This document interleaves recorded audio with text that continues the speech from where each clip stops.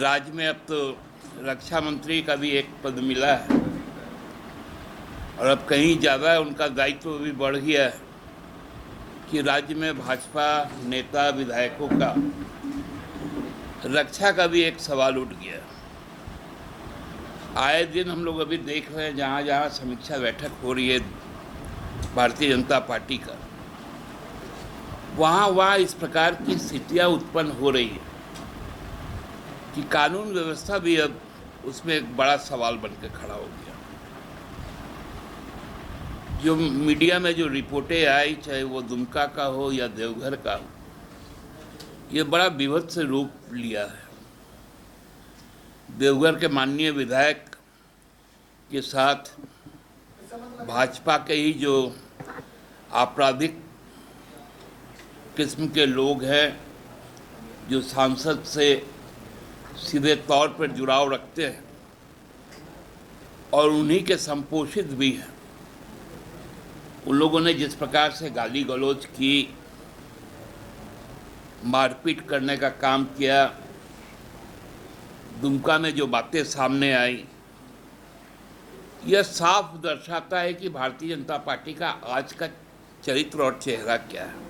अब वो भाजपा नहीं रही और इसका सीधा असर केंद्रीय नेतृत्व के निर्णय पर भी दिखा कि जिस प्रकार आसाम के मुख्यमंत्री और भाजपा के नेता को यहाँ चुनाव का सह प्रभारी बनाया गया, उनकी भी भाषा आप लोग देखें तो वो भाषा में केवल उन्माद ही नजर आता है।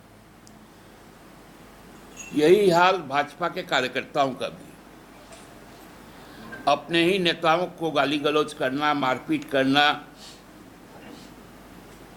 जो यहाँ से पदाधिकारी जाते हैं उनके साथ में धक्का मुक्की करना, हमको लगता है कि एक विचित्र स्थिति बन गई है। हम लोग चाहते थे कि भारतीय जनता पार्टी विधानसभा का चुनाव हमारे विपक्ष में लड़े,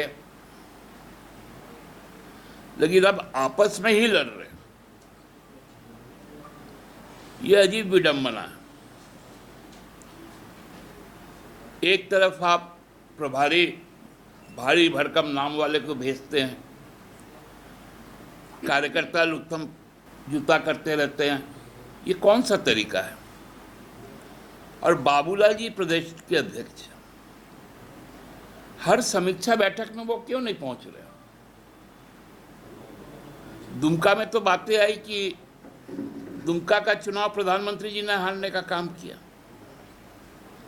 उन्होंने स्पष्ट तौर पर पत्रकारों को कहा कि यहाँ मैं नहीं हारी हूं, यहाँ मोदी जी हारे हैं। अब जब भाजपा के ही लोग इस बात को कह रहे हैं कि मोदी जी की हार हुई, जीते हुए सीट में भी उनके विधायक सुरक्षित नहीं है, तो राजनीति किस रसातल में जा रहा है, इसी चिंता से आज हम लोग आपको अवगत करा रहे हैं। अब राज्य सरकार ने जिस प्रकार से काम शुरू किया आचार संहिता के बाद, उनसे कैसे ध्यान भटकाया जाए। लोगों को उनके जरूरत के हिसाब से जो चीजें करनी चाहिए उस पर कोई बात नहीं हो रहा। यह सिलसिला बंद होना चाहिए और कम से कम समीक्षा बैठक में राजनीतिक कार्यकर्ताओं को जब आप बुलाते हैं तो उनको प्रशिक्षित भी कीजिए। ये कौन सा तरीका है कि यहाँ से जो प्रभारी जाते हैं उनको धक्का देके भगाया जाता है और बड़ा शुचिता की बात होती है। इन तत्वों की पहचान कौन करेगा। बिहार से आकर लगातार चौथी बार जीतते हैं निशिकांत जी,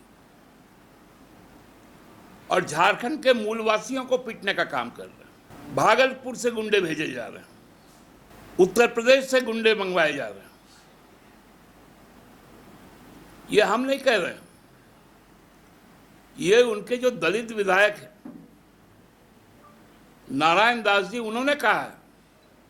तो भारतीय जनता पार्टी को उसके प्रदेश के नेताओं को इस राज्य के जनता से माफी मांगनी चाहिए। ये परिपाटी सही नहीं है, इससे राजनीतिक माहौल खराब होगा।